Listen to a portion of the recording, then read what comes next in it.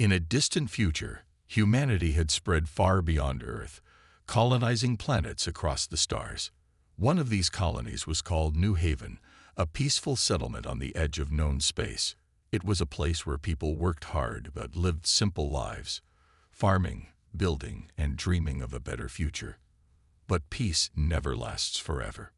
Jason Carter was an ordinary man living in New Haven. He wasn't a soldier or a hero. He was just an engineer who fixed machines for a living. Jason enjoyed his quiet life, spending most of his days tinkering with broken equipment and talking to his neighbors. But everything changed one day when strange ships appeared in the sky. They weren't human ships. These vessels were sleek and dark, gliding silently like shadows against the stars. News spread quickly that they belonged to the Valens, an alien species no one had seen before. The Valens didn't come to talk or trade. They came to conquer. Their message was clear: surrender or be destroyed. The people of New Haven were terrified. Some tried to flee, while others prepared to fight, even though they knew their weapons were no match for the advanced technology of the invaders. Jason wanted to help, but he didn't know how. He wasn't trained for battle, and he doubted he could make a difference. Then something unexpected happened. A group of soldiers arrived at Jason's workshop late one night. They told him that Earth's Unified Defense Council needed engineers to help repair damaged starships and design new weapons. Jason hesitated at first. He wasn't sure he could handle the pressure. But when he saw the fear in the eyes of his friends and family, he realized he couldn't sit back and do nothing. Reluctantly, he agreed to join them. At the same time, another person was being pulled into the chaos. Her name was Laura Bennett, and she worked as an intelligence officer for the council. Laura was smart and determined, but she often doubted herself. She spent her days analyzing data and trying to understand the enemy's plans. When reports came in about the Valens attacking multiple colonies, Laura knew it was only a matter of time before humanity faced its greatest challenge yet. Jason and Laura crossed paths for the first time at a top-secret military base on Earth. Neither of them expected to meet someone so different from themselves. Jason was practical and grounded, while Laura was analytical and cautious. At first, they didn't get along. Jason thought Laura was too focused on numbers and theories, while Laura felt Jason lacked discipline. But despite their differences, they both shared a common goal: survival. It was at this base that they learned the full scope of the threat. A high-ranking officer named Colonel Ryan Hayes gathered everyone in a briefing room to explain what was happening. He showed videos of the Valens attacks, entire cities reduced to rubble, thousands of lives lost in seconds. The aliens were ruthless and efficient, destroying everything in their path without mercy. But there was more to the story. The Valens believed they were superior to all other life forms.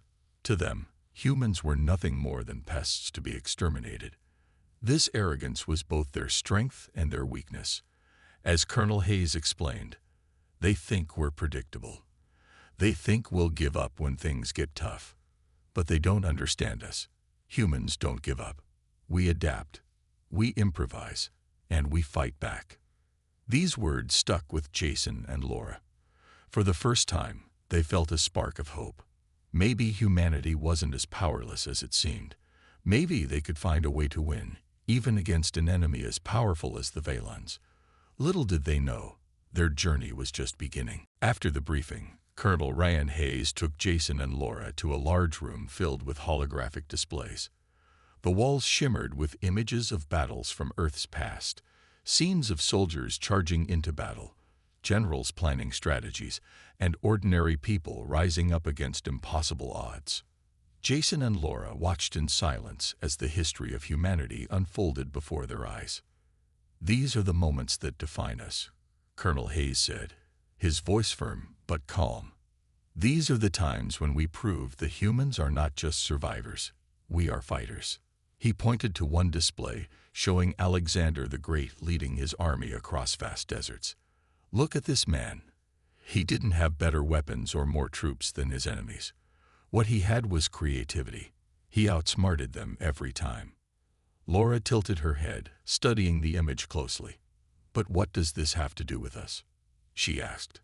"The Valons are far more advanced than any army we've ever faced. How can ancient tactics help us now?" Hayes smiled faintly. "Because the Valons aren't so different from the armies of the past. They're strong, yes, but they're also predictable.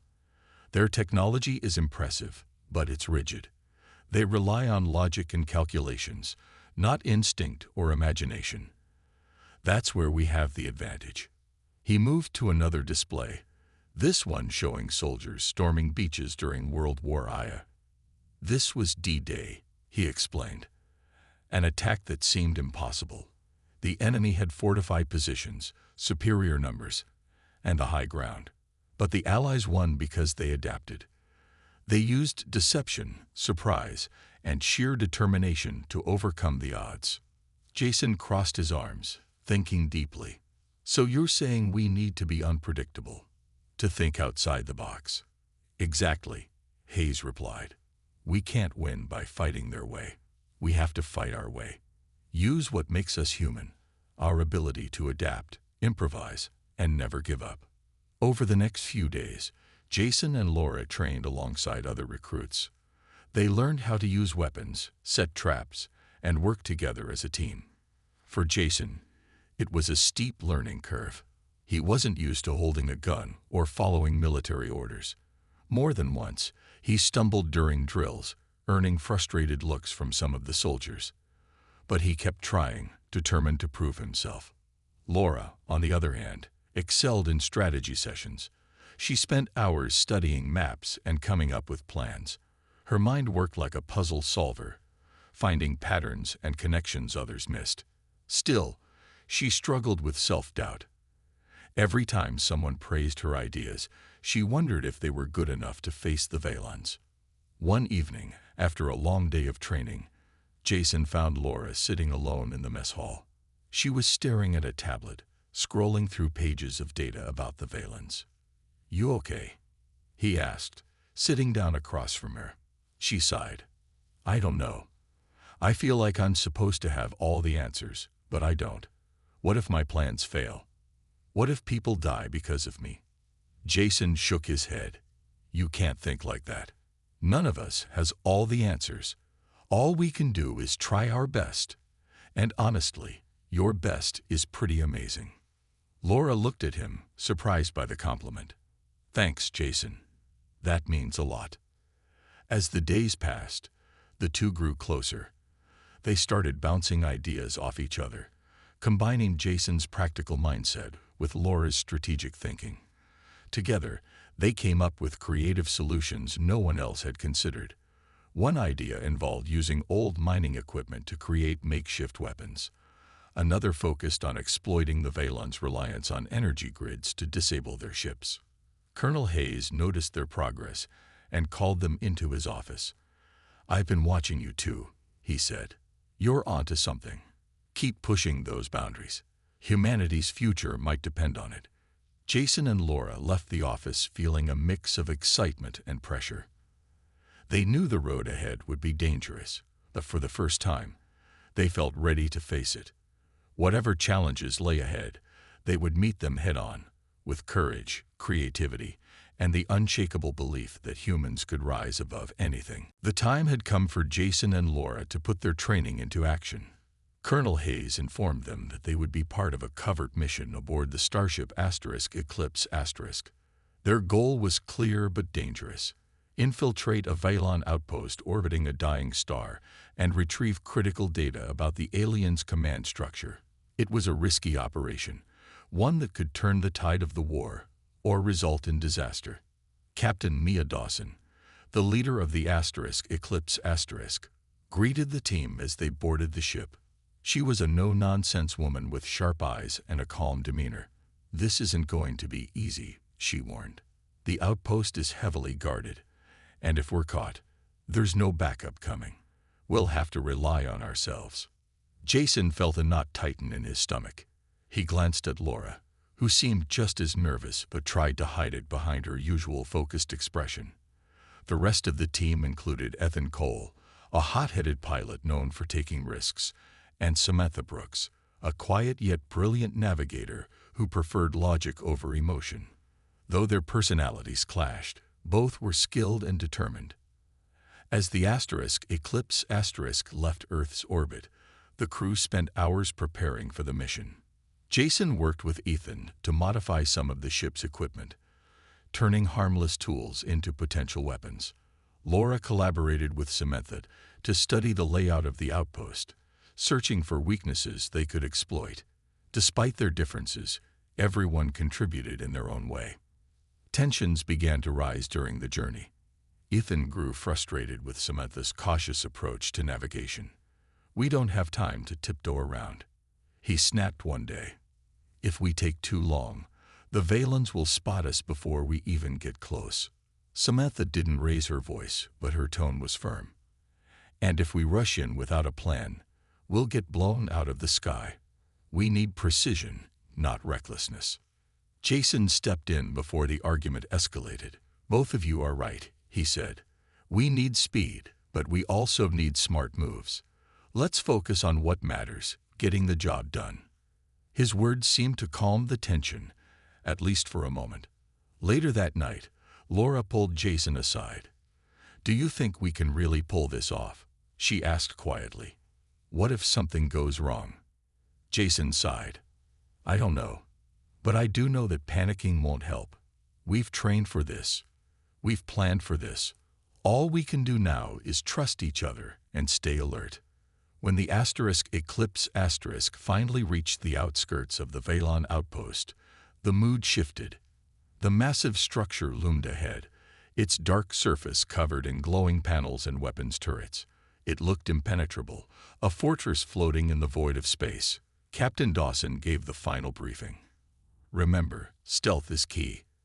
Once we land, stick to the plan. Any deviation could mean failure, or worse." The landing itself was nerve-wracking. The ship descended slowly, cloaked in a stealth field designed to avoid detection. Everyone held their breath as the Eclipse touched down inside a dimly lit hangar. For a moment, everything was silent. Then, the team sprang into action. Jason led the way, carrying a modified scanner that Laura had programmed to detect motion. Behind him, Ethan kept watch with a weapon ready, while Samantha monitored the ship's systems remotely. Laura stayed close to Jason, clutching a small device meant to extract data from the outpost's core. They moved cautiously through the corridors, avoiding patrols of Valon drones. The air was tense, every sound amplified in the eerie silence. At one point, Ethan froze when a drone hovered nearby, its sensors scanning the area. Laura quickly activated a decoy signal she prepared, drawing the drone away from the group. "Nice work," Ethan muttered, though his tone was grudging. As they neared the central chamber, Jason couldn't shake the feeling that something was wrong. The path had been too easy, almost like they were being led into a trap. But there was no turning back now. They had a mission to complete, and humanity was counting on them. The moment the team entered the central chamber, everything went wrong. An alarm blared through the outpost, piercing and deafening. Red lights flashed along the walls, casting eerie shadows on the metallic floor. Jason's heart sank as he realized their presence had been detected. "Move!" Captain Mia Dawson shouted over the comlink from the Eclipse. "Get to the data core now." Laura sprinted ahead, gripping her data extraction device tightly. The central chamber was a maze of glowing panels and humming machinery, but she quickly located the main terminal. Her fingers flew across the keys as she tried to bypass the Valon security protocols. "I need 2 minutes," she yelled. Jason stood guard, his weapon raised. He scanned the room nervously, waiting for the inevitable swarm of drones. Beside him, Ethan crouched near the entrance, ready to fire at anything that came through. Samantha remained on the ship, monitoring their surroundings and guiding them through the chaos. "More drones are heading your way," she warned. "You've got maybe 30 seconds before they're on you." Sure enough, the sound of whirring engines grew louder. A group of Valon drones burst into the chamber, their glowing eyes locking onto the intruders. Ethan didn't hesitate. He opened fire, sending bursts of energy toward the machines. Two drones exploded instantly, but more poured in, relentless and unyielding. "We can't hold them off forever," Ethan shouted, ducking behind a console as enemy fire ricocheted around him. Jason grabbed a piece of broken equipment and hurled it at one of the drones, knocking it off balance. It crashed into another, creating a brief opening. "Keep going, Laura," he urged. "We'll cover you." Laura ignored the chaos around her, focusing entirely on the task at hand. Sweat dripped down her face as she worked furiously to crack the code protecting the data core. Finally, a green light blinked on her device. "Got it," she cried. "Let's go." But escaping wouldn't be easy. The drones had surrounded them, cutting off their path to the exit. Jason glanced around desperately, searching for a way out. Then he spotted it, a control panel near the far wall. If he could reach it, he might be able to trigger an overload in the power grid, disabling the drones temporarily. "I'll draw their fire," Ethan said, already moving toward the center of the room. He fired wildly, drawing the attention of several drones. They chased after him, leaving a small gap in their formation. Jason seized the opportunity. He bolted toward the control panel, dodging blasts of energy as he ran. When he reached it, he slammed his fist onto the emergency shutdown button. Sparks flew as the lights flickered, and the drones froze mid-motion, their systems disrupted by the sudden loss of power. "Now," Jason shouted. The team didn't waste a second. Laura tucked the data device into her belt and followed Jason back toward the hangar. Ethan brought up the rear, firing occasional shots to keep any remaining drones at bay. They moved quickly, adrenaline pushing them forward despite their exhaustion. When they reached the Eclipse asterisk, Samantha was already waiting with the engines primed for takeoff. "Get in," she ordered, her voice sharp but steady. As soon as everyone was aboard, Captain Dawson piloted the ship out of the hangar. Behind them, the outpost began to recover from the power surge, its defenses reactivating. Laser turrets swiveled toward the fleeing vessel, firing wildly. The Eclipse shuddered under the impact of several hits, but Dawson skillfully maneuvered the ship through the storm of enemy fire. Finally, they broke free, speeding away from the outpost. For a moment, no one spoke. They sat in stunned silence, catching their breath and processing what had just happened. "We did it," Laura whispered, clutching the data device tightly. Her voice trembled with relief and disbelief. Ethan leaned back in his seat, letting out a low whistle. "That was insane. Remind me never to volunteer for something like that again." Jason managed a weak smile. "Yeah, well, we're not done yet, but we survived this part. That's something." Captain Dawson nodded, her expression grim but proud. "Good work, everyone. Now let's get this data home. Humanity's counting on us." As the Eclipse disappeared into the vastness of space, the team allowed themselves a brief moment of hope. They had faced death and come out alive. Whatever challenges lay ahead, they knew they could handle them, as long as they stuck together. Back on New Haven, the team gathered in a secure lab to analyze the data Laura had retrieved from the Valon outpost. The room buzzed with tension as everyone waited for her to decode the information. Jason stood by the window, staring out at the stars, while Ethan paced back and forth, unable to sit still. Samantha sat quietly at a workstation, double-checking the ship's systems to ensure they were ready for whatever came next. Laura worked tirelessly, her fingers flying across the keyboard as lines of code scrolled across the screen. Hours passed, but she didn't stop. Finally, she leaned back in her chair, her eyes wide with shock. "I found it," she said softly. When no one responded immediately, she raised her voice. "This is it, the key to defeating the Valons." Everyone crowded around her screen. What they saw was both fascinating and terrifying.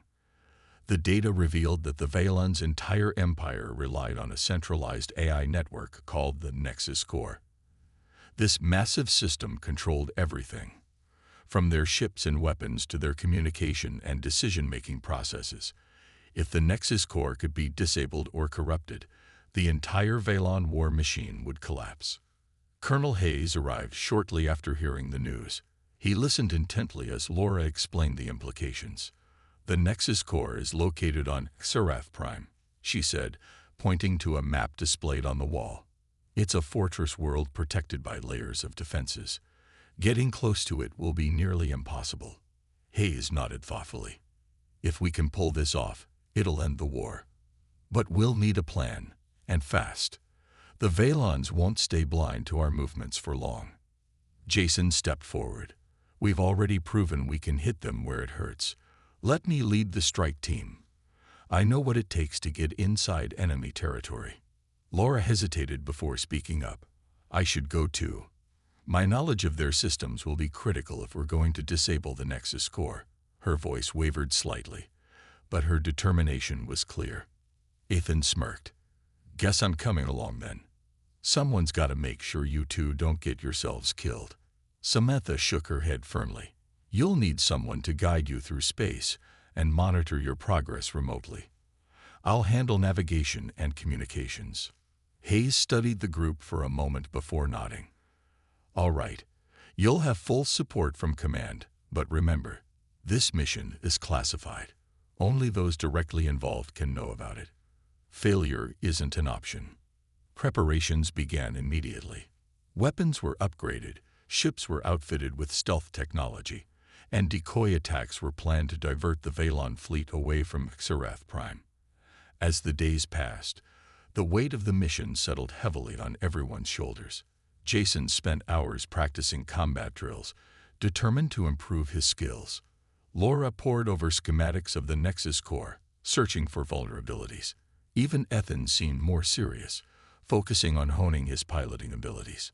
On the eve of the mission, the team met one last time in the briefing room. Hayes addressed them solemnly. "Tomorrow, you'll face the greatest challenge of your lives. Remember why you're doing this. For every human who has ever fought for freedom. Trust each other, stay sharp, and never lose sight of the goal." As they left the room, Laura pulled Jason aside. "Do you think we can really do this?" she asked, her voice barely above a whisper. Jason placed a reassuring hand on her shoulder. "We've made it this far. We've faced impossible odds before and come out on top. If anyone can take down the Vaylons, it's us." Ethan joined them, cracking a rare smile. "Yeah, and if all else fails, we'll just wing it. That's kind of our thing, right?" Despite the danger ahead, the three shared a brief laugh. For the first time in days, the tension eased, even if only for a moment. They knew the road to Xerath Prime would be perilous, but they also knew they weren't alone. Together, they had become something greater than themselves, a team forged in fire, united by a common purpose. As they parted ways to rest before the mission, Jason glanced once more at the stars outside. Tomorrow, humanity's fate would hang in the balance, and he was ready to fight for it. The assault on Xerath Prime began under the cover of darkness, or as close to darkness as space could offer. The strike team, led by Jason, approached the fortress world aboard a modified transport ship disguised as a Vaylon vessel. Laura sat at a console, monitoring their progress and ensuring the decoy signals sent by Earth's fleet kept the Vaylon forces distracted. Ethan piloted the ship with steady hands, his usual cockiness replaced by intense focus. As they neared the planet's atmosphere, Samantha's voice crackled over the comlink. "Decoy attacks are working," she reported from her position on a nearby support ship. "Most of their fleet is responding to false threats. You've got a clear path for now." Jason nodded, though no one could see him. "Good. Let's make this count." The descent was tense but smooth.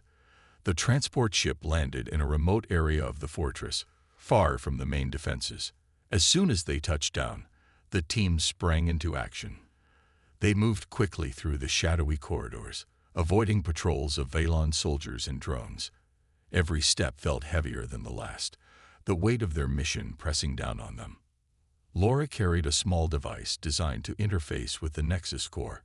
She had spent days preparing it, programming it to inject a virus that would corrupt the AI network.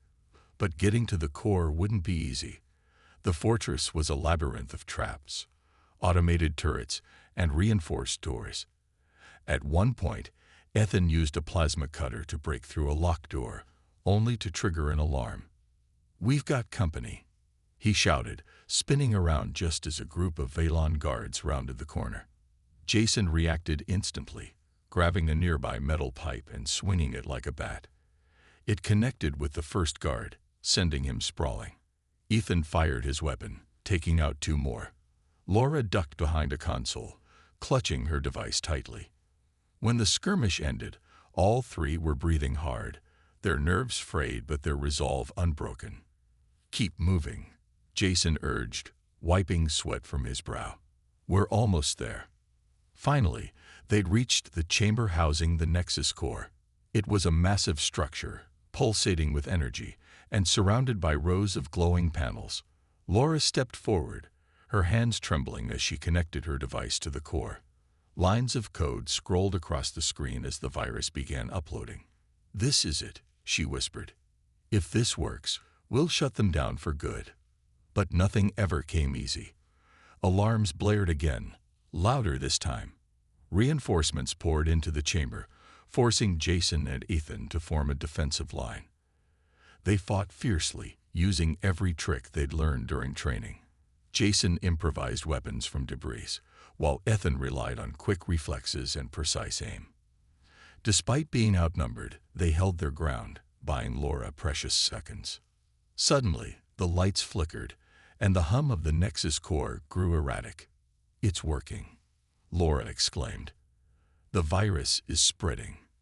But the victory was short-lived. A massive Valon warrior appeared, towering over them with glowing red eyes. It charged toward Jason, who barely managed to dodge its attack. Ethan fired repeatedly, but the creature's armor absorbed the blasts. Desperation set in as Jason realized brute force wouldn't work against this foe. Thinking quickly, he grabbed a power conduit lying nearby and jammed it into the warrior's chest. Sparks flew as the conduit overloaded, causing the creature to collapse in a heap of smoking metal. By then, the Nexus core had begun to destabilize. Panels exploded, and the entire chamber shook violently. "We need to go, now," Jason yelled. The team sprinted back toward the transport ship, dodging falling debris and collapsing walkways.